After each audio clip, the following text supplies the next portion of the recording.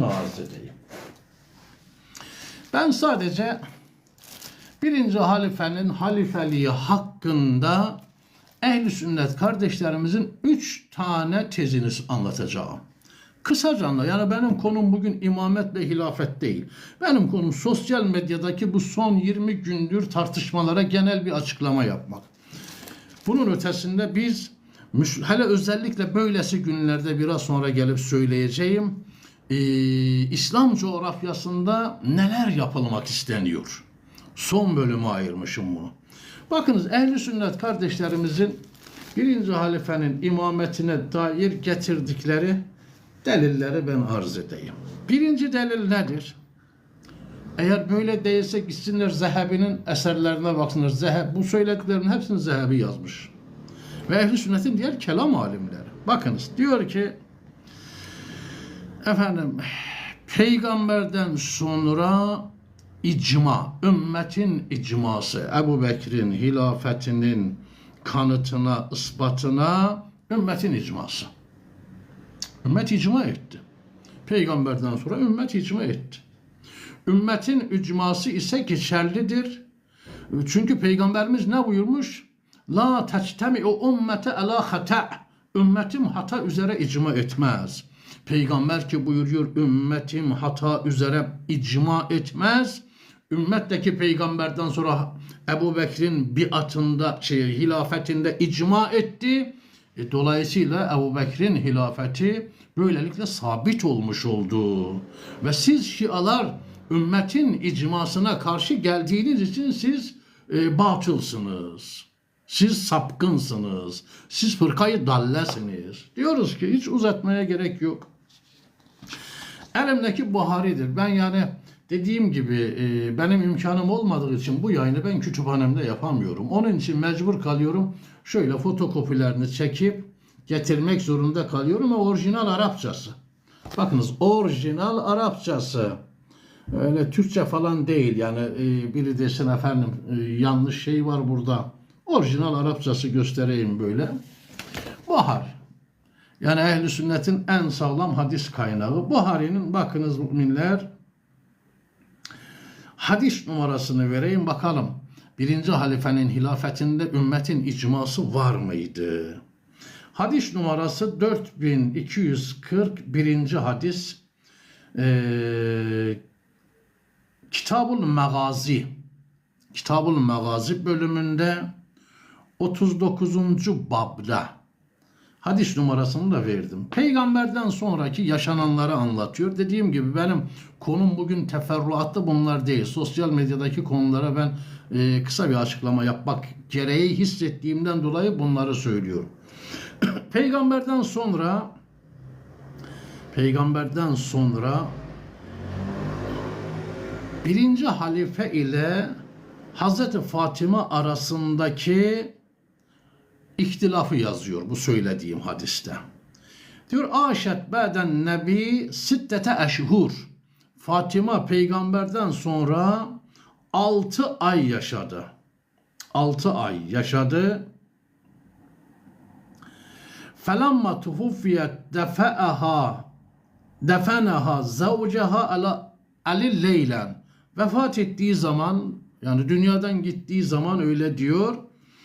Kocası Ali onu gece defnetti. Velem yu'zin biha Ebu Bekir. Ebu Bekir'e de haber vermedi. Hanımını gece defnederken Ebu Bekir'e de haber vermedi. Bakınız. Geliyor. Asıl konuya gelelim. Velem yekun yubayi'u tilkel eşhur. Velem yekun tubayi'u tilkel eşhur. O 6 aylık zamanda Hazreti Ali biat etmedi Ebu Bekir'e. O 6 aylık zamanda Hazreti Ali felem yekun yubayi'u tilkel eşhur. Hazreti Ali o 6 aylık zamanda Ebu Bekir'e biat etmedi. Bu Buhari'de bir hadis. Gelelim bir diğer hadise. Sahih-i Müslim. Bakın bu da Sahih-i Müslim'de. Aynı hadis. Tekrar olsun diye söylemiyorum. Kaynağını sadece söylüyorum. Evet. Sahih-i Müslim Kitab-ül Cihad ve Siyer 16. bab Hadis numarası 52. Fehacerethu felem tukellimuhu hatta tuvfiyet. Fatıma Ebu Bekir'den ayrıldı ve ölünceye kadar Fatıma Ebu Bekir'le konuşmadı. Ve aşet ba'de Resulillah sittete eşhur. Peygamberden sonra 6 ay yaşadı. Evet. وَلَمْ يَكُنْ بَايَعَ تِلْكَ الْاَشْهُورِ وَلَمْ يَكُنْ بَايَعَ تِلْكَ الْاَشْهُورِ Şurada gösterebilirim bakın. Evet. Şu bölüm. Şu bölüm. O 6 aylık zaman zarfında diyor Hazreti Ali Ebu Bekir'e biat etmedi. Ehl-i sünnet kardeşlerimizin birinci delili neydi? İcma. Bakıyoruz ki burada icmanın içerisinde Hazreti Ali yok. Bu icmanın içerisinde Hazreti Ali yok. Hazreti Ali olmadığı gibi Haşimiler de yok. Beni Haşim de bu icmanın içerisinde yok. Beni Haşim'in başı Hazreti Ali, o da bu icmanın içerisinde yok. Ehl-i sünnetin Ebu Bekir'in hilafetinde en güçlü delili ümmetin icması değil mi? Evet. Ve kendileri diyor ki la teştemi o ümmete ala hata. Peygamber buyurdu ki ümmetim hata üzerine icma etmez. Ama biz görüyoruz ki Hazreti Ali bu icmanın dışında, bu icmanın içinde değil ve Haşimiler. Hazreti Ali'nin içinde olmadığı icma hakkında ehl-i sünnetin alimleri ne diyor? Bakın ezbere konuşulmaması lazım. Bu elimdeki eser İbn Hazm'ın muhallasıdır. İbn Hazm'ın muhallası, eğer vakit kalırsa programın sonunda biraz da İbn Hazm'ın muhallasından söz ederim. Ehl-i sünnetin 4 fıkıh kavramından tamamen ayrılıyor İbn Hazm.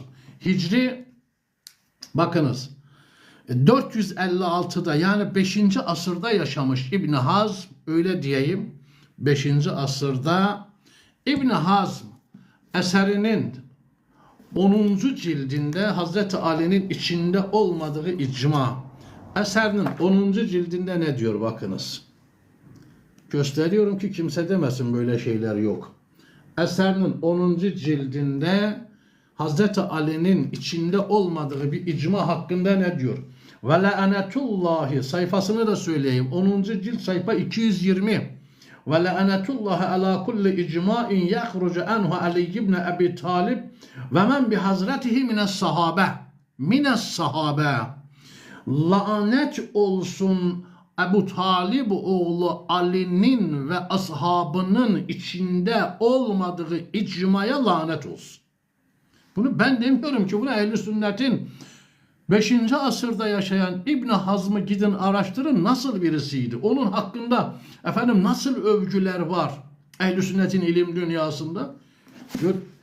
Ali'nin içinde, Ali ve ashabının içinde olmadığı bir icmaya lanet olsun. Lanetullah ala kulli icma. Her icmaya diyor lanet olsun. Bu İbn Hazm'ın muhallasının 10. cildinden.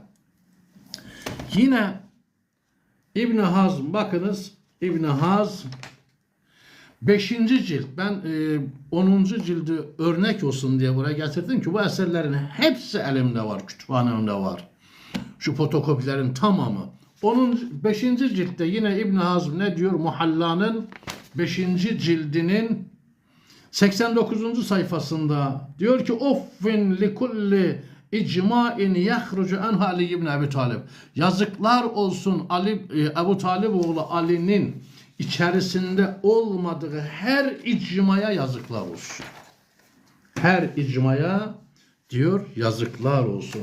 Şimdi az önce arz ettiğim ehl-i sünnet kardeşlerimizin hilafete, Ebu Bekir'in hilafetine en güçlü delili neydi? İcma. Görüyoruz ki böyle bir icma olmamış. Bu bir. Kendi kaynaklarında bunu görüyoruz.